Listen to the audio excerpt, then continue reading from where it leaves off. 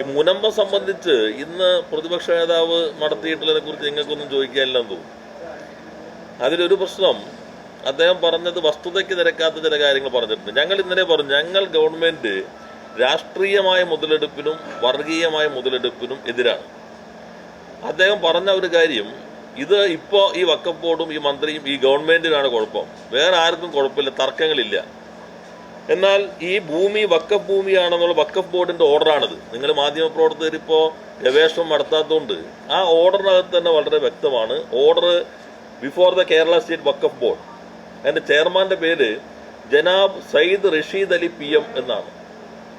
എന്നിട്ട് പാണക്കാട് സയ്യിദ് റഷീദ് അലി തങ്ങളാണ് ഇത് ഉത്തരവ് ഇറക്കിയിട്ടുള്ളത്. എന്നിട്ട് ആർക്കും തർക്കമില്ല. സർക്കാർ വഖഫ് ബോർഡ് അവരുടെ മാനദണ്ഡങ്ങൾ അനുസരിച്ച്, ഞാൻ ഈ വ്യക്തിയല്ല പറയുന്നത്, പക്ഷെ അദ്ദേഹം പറഞ്ഞത് ഇത് വസ്തുതയ്ക്ക് നിരക്കാത്തതാണ്, ഇപ്പൊ ഈ ഗവൺമെന്റ് എന്തോ ചെയ്തു എന്നാണ്. അപ്പൊ മുസ്ലിം ലീഗിന്റെ നേതാവായിട്ടുള്ള ജനാബ് സയ്യിദ് റഷീദ് അലി PM, അദ്ദേഹം ചെയർമാനായിരിക്കുന്ന ബോർഡാണ് എല്ലാ വശവും പരിശോധിച്ചിട്ട് ഇത് വഖഫിന്റേതാണ് എന്ന് സ്ഥാപിച്ച് നടപടികളിലേക്ക് എത്തിയത്. ഈ രേഖ ഇതുവരെ ഇന്നലെ മാധ്യമം പത്രം ഒരു മുഴുപേജ് 2 പേജ് ഇട്ടിട്ടുണ്ട്. അതിനകത്തും ഈ വഖഫ് ബോർഡിന്റെ ഉത്തരവില്ല. ഇന്നത്തെ മനോരമ എഡിറ്റോറിയൽ ഉണ്ട്, അതിലും ഈ വഖഫ് ബോർഡിന്റെ ഉത്തരവില്ല. സർക്കാർ എന്തോ ഇടത് സർക്കാർ എന്തോ ചെയ്തു എന്നാണ്. സർക്കാർ 2009 എൻക്വയറി കമ്മീഷൻ ആളെ വെച്ചു, അദ്ദേഹത്തിന് റിപ്പോർട്ട് കിട്ടി, അത് വഖഫ് ബോർഡിന് അയച്ചു കൊടുത്തു. പിന്നെ വഖഫ് ബോർഡ് എല്ലാ വശവും കേട്ടിട്ടാണ് ഈ ഉത്തരവ്, 4 പേജുള്ള ഉത്തരവാണ് വഖഫ് ബോർഡ് ഇറക്കിയിട്ടുള്ളത്. അതിൽ പറവൂർ കോടതി വിധി, സുപ്രീം കോടതി വിധി. ഇനി കൗതുകകരമായ ഒരു കാര്യം, നിങ്ങൾ 2-ാം പേജ് നോക്കുകയാണെങ്കിൽ ഈ ഭൂമിയുടെ വിൽപ്പനയ്ക്ക് മുഴുവൻ ഒരാളെ ഏൽപ്പിച്ചിട്ടുണ്ട്. ഞങ്ങളിത് ഈ വേദി രാഷ്ട്രീയ അല്ലെങ്കിലും ഈ പ്രശ്നത്തിൽ നിങ്ങളോട് MV Paul advocate, son of Varkey, KPC സെക്രട്ടറിയാണ്, മരിച്ചുപോയി, അദ്ദേഹം മരണപ്പെട്ടു, നമ്മുടെ ബാങ്കിന്റെ ഒക്കെ അല്ലേ മരണപ്പെട്ടു. KPCC സെക്രട്ടറി ആയിരുന്ന ആളായിരുന്നു ഇതിന്റെ പവർ ഓഫ് അറ്റോർണി. അദ്ദേഹമാണ് ഈ സെയിൽ മുഴുവൻ നടത്തിയത്. അവരെ കുറ്റപ്പെടുത്തല്ല ചെയ്യുന്നത്. അപ്പൊ ഈ പ്രശ്നങ്ങളെല്ലാം ഞങ്ങളിതൊന്നും പറയാതെ രാഷ്ട്രീയമായിട്ടോ മതപരമായിട്ടോ ചേരിതിരിവുകൾക്ക് പോകാതെ എല്ലാവരും യോജിപ്പോടുകൂടി നടത്തേണ്ടതാണ്. വളരെ വിശദമായിട്ട് ഈ പാണക്കാട് സയ്യിദ് റഷീദ് അലി തങ്ങളുടെ നേതൃത്വത്തിലുള്ള ബോർഡാണ് ഇതിന് അസപ്റ്റൻ ചെയ്ത് തീരുമാനമെടുത്തത്. ഈ തീരുമാനത്തിന്റെ അടിസ്ഥാനത്തിലാണ് ടാക്സ് പിരിക്കാത്ത സാഹചര്യം വന്നത്.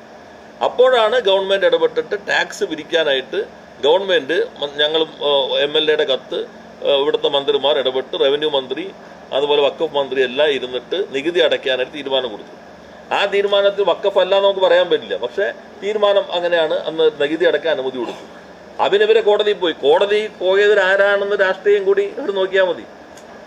പിന്നെ 2-ാമത്തെ പ്രശ്നം ഇന്ന് മനോരമ എഴുതിയിട്ടുണ്ട്. അതുപോലെ തന്നെ പ്രതിപക്ഷ നേതാവും പറയുന്നത് കേട്ടു, ഇലക്ഷൻ നടക്കുന്നത് മുനമ്പത്തല്ലല്ലോ, അതുകൊണ്ട് പെരുമാറ്റച്ചട്ടം ബാധകമല്ലല്ലോ എന്നുള്ളതാണ്. എന്നാൽ തെരഞ്ഞെടുപ്പ് കമ്മീഷൻ കൃത്യമായി പറഞ്ഞിട്ടുണ്ട്, മതപരമായിട്ടുള്ള ഒരു കാര്യങ്ങളിലും ഏറ്റവും ഒടുവിലത്തെ സർക്കുലർ കൃത്യമായി പറഞ്ഞിട്ടുണ്ട്, ഈ റിലീജിയസ് ഗ്രൗണ്ടിലുള്ള കാര്യങ്ങളിൽ in areas where MCC is not in force, തെരഞ്ഞെടുപ്പ് നടക്കാത്ത സ്ഥലങ്ങളിലാണെങ്കിൽ മതം, ഇതിനെന്താ പ്രശ്നം വെച്ചിട്ടുണ്ടെങ്കിൽ മതമാണോ അല്ലയോ? വഖഫ് എന്ന് പറഞ്ഞാൽ ഭൂമിയുടെ ഉടമസ്ഥ ദൈവത്തിനാണ്, കൈകാര്യകൃത്യത്വം ഉടമകൾ ഈ അവരുടെ കയ്യിലും. അപ്പൊ ദൈവത്തിന്റെ കയ്യിലുള്ള ഭൂമിയാണോ അല്ലയോ എന്ന് തീരുമാനിക്കുന്നത് മതവുമായി ബന്ധപ്പെട്ട പ്രശ്നമാണ്. അതുകൊണ്ടാണ് ഞങ്ങൾ ഇത് സംബന്ധിച്ചുള്ളത് തെരഞ്ഞെടുപ്പ് കഴിഞ്ഞ് എന്ന രൂപത്തിൽ 22-ലേക്ക് വെച്ചത്. പിന്നെ അദ്ദേഹം പറഞ്ഞ മറ്റൊരു ഭാഗവും വസ്തുതയ്ക്ക് നിരക്കുന്നതല്ല.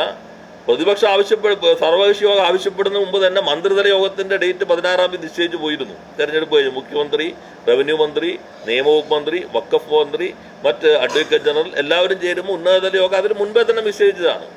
ഇവിടെ നമ്മളെല്ലാവരും ശ്രദ്ധിക്കേണ്ടത് ഈ പ്രശ്നം ശാശ്വതമായൊരു പരിഹാരം. ഭൂമിയിൽ അവിടെ താമസിക്കുന്ന ആളുകൾ, സാധാരണക്കാരെ ഒത്തിരിയേറെ ആളുകളുണ്ട്, അവർക്ക് ഭൂമിയിൽ നിന്ന് അവരെ പുറത്തിറക്കാൻ പാടില്ല. അവരുടെ ഇതിന് ശാശ്വതമായൊരു പരിഹാരം ഉണ്ടാകണം. അതാണ് ഗവൺമെന്റ് ശ്രമിക്കുന്നത്. അല്ലാതെ ഇന്നലെ ഇവരും ചില പത്രങ്ങളും, ജമാഅത്ത് ഇസ്ലാമിയുടെ പത്രവും എഴുതുന്നുണ്ട്, ഇവരും എഴുതുന്നുണ്ട്, ഇത്തരം കാര്യങ്ങളിലെല്ലാം തന്നെ ഒരു സമീപനം അങ്ങനെ വൈകിക്കാൻ ശ്രമിക്കുന്നു. ഇതെല്ലാം തെറ്റായിട്ടുള്ള കാര്യങ്ങളാണ്. ഗവൺമെന്റ് ഒരു നല്ല ഐക്യത്തോടെയും സമാധാനത്തോടെയും പ്രശ്നങ്ങൾ പരിഹരിക്കണമെന്നാണ് ആഗ്രഹിക്കുന്നത്. അതനുസരിച്ചാണ് ഞങ്ങൾ തുടക്കത്തിൽ നിലപാട് സ്വീകരിച്ചത്. ഞാൻ ഈ പ്രശ്നങ്ങളെല്ലാം വരുന്നതിന് മുമ്പ് അവിടുത്തെ വീടുകളെല്ലാം സന്ദർശിച്ചതാണ്. ടാക്സ് അടയ്ക്കുന്ന പ്രശ്നത്തിന് ശേഷം വന്നു, MLA എന്ന നിലയിൽ യോഗം നടന്നതാണ്.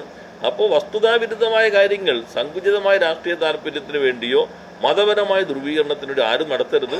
നമ്മളെല്ലാവരും ഒരേ പിന്നെ അദ്ദേഹം പറഞ്ഞു കോടതിക്ക് പുറത്തുനിന്ന് തീർത്ത് നേരെ കോടതിയിൽ കൊടുത്താൽ മതി. ഏതൊരാൾക്കും കോടതിയിൽ പോയാൽ നേരെ കേസിന് ലോക്കൽ സ്റ്റാൻഡ് ഉണ്ട്. എല്ലാവരുടെയും ഒരു അവകാശം ഈ സംഘടനകൾക്ക് ഇല്ലാത്തതുകൊണ്ട് ഇപ്പൊ ഇത് തന്നെ വഖഫ് ഇറക്കിയിരിക്കുന്നത് ലീഗിന്റെ മേധാവിന്റെ അധ്യക്ഷതയിലുള്ള ബോർഡാണല്ലോ. അത് സംബന്ധിച്ച് നാളെ ആര് കേസിന് പോയാലും വീണ്ടും ഇവരുടെ മുകളിലേക്ക് ഒരു ഡെമോക്രാസിന്റെ വാണ് പോലെ നിൽക്കരുത്. അപ്പോൾ ശാശ്വതമായ പരിഹാരം, അതാണ് സങ്കീർണതകളുണ്ട്. ഒരു സങ്കീർണതയിൽ 5 മിനിറ്റ് കൊണ്ട് 2 കൂട്ടം എടുത്ത് തീരുമാനിച്ചു കൈ കൊടുത്ത് പിരിഞ്ഞാൽ നാളെ ആരെങ്കിലും ഇത് പോയി കഴിഞ്ഞത് 60 മുതൽ നിൽക്കുന്ന കേസുകളുണ്ട്. അതിനകത്ത് ഈ വഖഫ് ബോർഡിന്റെ ഉത്തരവ് ഈ 2 ഫെബ്രുവരി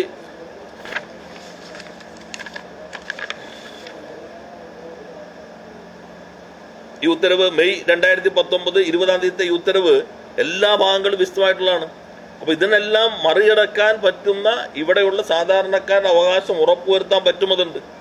പിന്നെ ഡീഡിനകത്തുള്ള ഈ പറയുന്ന ഞങ്ങൾ നന്നായി പരിശോധിച്ചു, അതിന്റെ അടിസ്ഥാനത്തിൽ ഇത് ഇങ്ങനെയാണ് എന്ന് പറയുമ്പോൾ അതെല്ലാം പരിശോധിച്ചിട്ടാണ് കോടതി വിധികളും ഈ വഖഫിൻ്റെതുള്ളത്. അപ്പൊ അവരെങ്ങനെ മറികടക്കാം? അപ്പൊ ഒന്ന് പഠിച്ചു എന്ന് പറയുമ്പോൾ യഥാർത്ഥത്തിൽ ഇതൊന്നും പരിശോധിച്ചിട്ടില്ല എന്നുള്ളതാണ്. ഏറ്റവും ചുരുങ്ങിയത് ഈ വഖഫ് ബോർഡിന്റെ ലീഗ് മേധാവ് ചെയർമാനായിട്ടുള്ള വഖഫ് ബോർഡിന്റെ ഉത്തരവെങ്കിലും ഒന്ന് വായിച്ചു നോക്കണം. എന്നാൽ ഈ ഘട്ടത്തിൽ രാഷ്ട്രീയമായിട്ടോ മറ്റു തര തർക്കങ്ങൾക്കല്ല ഗവൺമെന്റ്. അതുകൊണ്ടാണ് ഈ വിവരങ്ങളൊന്നും ഞങ്ങൾ നേരത്തെ പറയാതിരുന്നത്. ഇപ്പോൾ വീണ്ടും ഗവൺമെന്റിനെ പ്രതിക്കൂട്ടിൽ നിർത്താൻ ഇതിന്റെ പലതരങ്ങളിലുള്ള പ്രശ്നങ്ങൾ വരുന്നു. പിന്നൊരു ഭാഗം ഇത്തരം പ്രശ്നങ്ങൾ വരുമ്പോൾ മറ്റ് ടൈറ്റിലുകളെ ബാധിക്കാൻ പാടില്ല. അപ്പൊ അദ്ദേഹം പറയുന്നത് ഫറൂഖ് കോളേജ് ആരാണ് വിറ്റത്? അവർ പറയുന്ന വഖഫ് ഭൂമിയല്ലാന്ന്. കാരണം വഖഫ് ഭൂമി ആണെങ്കിൽ അവർക്ക് വിൽക്കാൻ പറ്റില്ലല്ലോ. അത് പ്രതിക്കൂട്ടിൽ അവർ വരും. പ്രതിക്കൂട്ടിൽ അവർ വന്നാൽ മറ്റു പ്രശ്നങ്ങളിലേക്ക് വരും.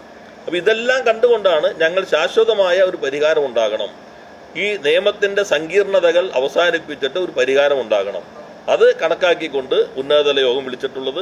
എല്ലാ വശവും പരിശോധിക്കും. ഈ 4 പേജുള്ള ഉത്തരവ് നിങ്ങൾക്കും അതിനടുത്ത് ലഭ്യമായ പബ്ലിക് ഡൊമൈനിലുള്ളതാണല്ലോ. പണ്ടൊക്കെ നിങ്ങൾ വിവരാവകാശമൊക്കെ ചെയ്ത് വാങ്ങിക്കാറുണ്ട്, ഇപ്പൊ ആരും വാങ്ങിക്കുന്നില്ല. ഒരു പത്രത്തിൻ്റെ ചാനലിലും ഈ ഉത്തരവ് കണ്ടില്ല. ഇതൊന്ന് വായിച്ചു നോക്കിയാൽ മതി. ഇതിലുള്ള സങ്കീർണത ആ കുരുക്കഴിച്ചാലാണ് കോടതികളിലൊന്നും ഭാവിയിൽ പ്രശ്നമില്ലാതെ ഈ പാവപ്പെട്ടവരായി അവിടെ താമസിക്കുന്നവർക്ക് ഭൂമിയിൽ അവരുടേതായ അവകാശം ഉറപ്പുവരുത്താൻ പറ്റുള്ളൂ. ആ സങ്കീർണത കഴിക്കാനാണ് സർക്കാർ ഇപ്പോൾ ശ്രമിച്ചുകൊണ്ടിരിക്കുന്നത്.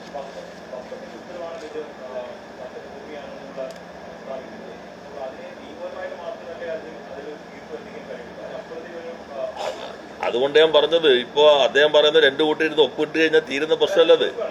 അപ്പൊ അതിന് ഈ നിയമത്തിലുള്ളതെല്ലാ വശവും നോക്കിക്കൊണ്ട് നമുക്കിപ്പോൾ എന്താ ഇത്രയും കാലമായി താമസിക്കുന്നവരാണ്. അപ്പൊ അതിൽ പണ്ട് നമ്മൾ കുടിയെടുപ്പുകാരെ പോലും ഒഴിവാക്കാൻ പാടില്ല നിലപാടാണ് സർക്കാർ, ആദ്യത്തെ സർക്കാരിന്റെ തന്നെ തീരുമാനമാണ്. ഞങ്ങളുടെ പ്രഖ്യാപിത നിലപാട് തന്നെയാണ്. അവർക്ക് അവിടെ ദീർഘകാലമായി ഇനി അതിന്റെ പേരിൽ വേറെ പല സ്ഥാപനങ്ങളുണ്ട്, മറ്റു കാര്യങ്ങൾ അറിയില്ല. അവിടെ താമസിക്കുന്ന ന്യായമായി താമസിക്കുന്ന ആളുകളുണ്ട്, അവരുടെ അവകാശം സംരക്ഷിക്കണം. അതിൽ ഈ പറഞ്ഞിട്ടുള്ള കാര്യങ്ങളെല്ലാം പരിശോധിച്ചിട്ട് ഈ കുരുക്കഴിക്കണം. അതിനെന്താണ്? അതുകൊണ്ടാണ് എല്ലാ നിയമവശവും ഞങ്ങൾ നോക്കും. നിയമപരമായിട്ടുള്ള അതുകൊണ്ടാണ് സർവകക്ഷി യോഗം എന്ന് പറഞ്ഞാൽ ഒരു രാഷ്ട്രീയ പരിഹാരമല്ല ഇതിനകത്തുള്ളത്. രാഷ്ട്രീയ പരിഹാരമല്ല, നിയമപരമായ പരിഹാരമല്ലേ. നിയമപരമായ പരിഹാരം രാഷ്ട്രീയം എതിർത്ത് ഇടപെട്ടാണ് എടുക്കാൻ പോകുന്നത്. അതുകൊണ്ടാണ് മന്ത്രിതലങ്ങളും അഡ്വക്കേറ്റ് ജനറൽ, നിയമവകുപ്പ്, വഖഫിന്റെ നിയമ സംവിധാനം എല്ലാവരും കൂടി നോക്കി എങ്ങനെ ഇത് പരിഹരിക്കാൻ കഴിയും. അതാണ് ഈ 22-ന്റെ ചർച്ചയിൽ നമ്മൾ ഉദ്ദേശിക്കുന്നത്.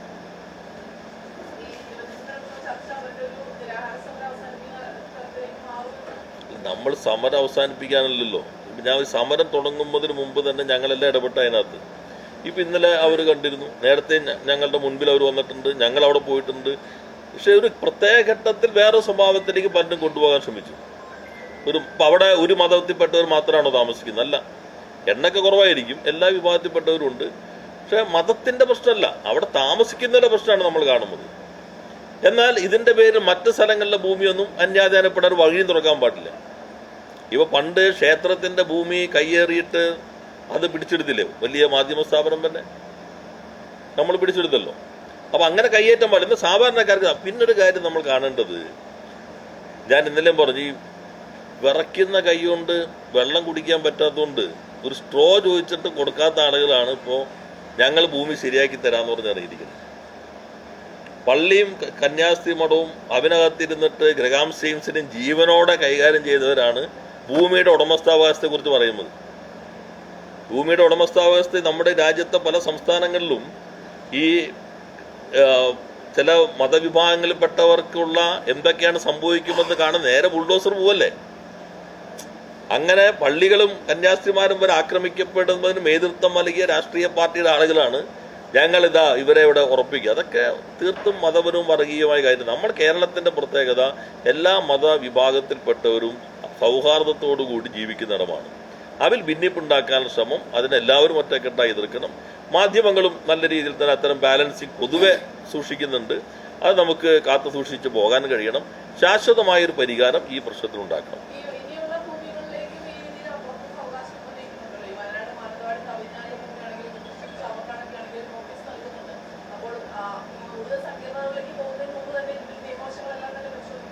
അല്ല, അതിന് നിൽക്കുന്നെങ്കിൽ ഇതിലിപ്പോ ദേവസ്വത്തിന്റെ ഭൂമി എന്ന് പറഞ്ഞാൽ ദൈവത്തിൻ്റെയാണ്, വഖഫ് ഭൂമിയും ദൈവത്തിൻ്റെയാണ്.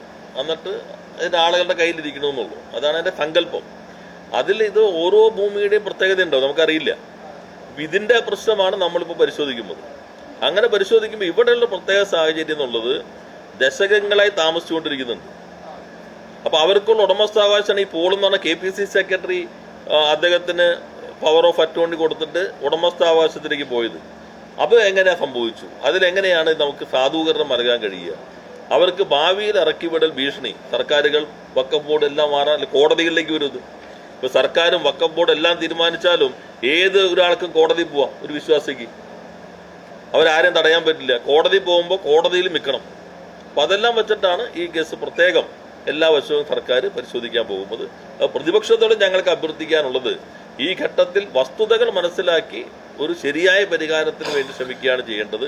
ഇന്നലെ മത നേതൃത്വം വളരെ പക്വതയോടുകൂടിയാണ് അവരുടെ പ്രതികരണം വന്നത്. അത് നമ്മളെല്ലാവരും ശ്രദ്ധിക്കുന്നതായിരിക്കും.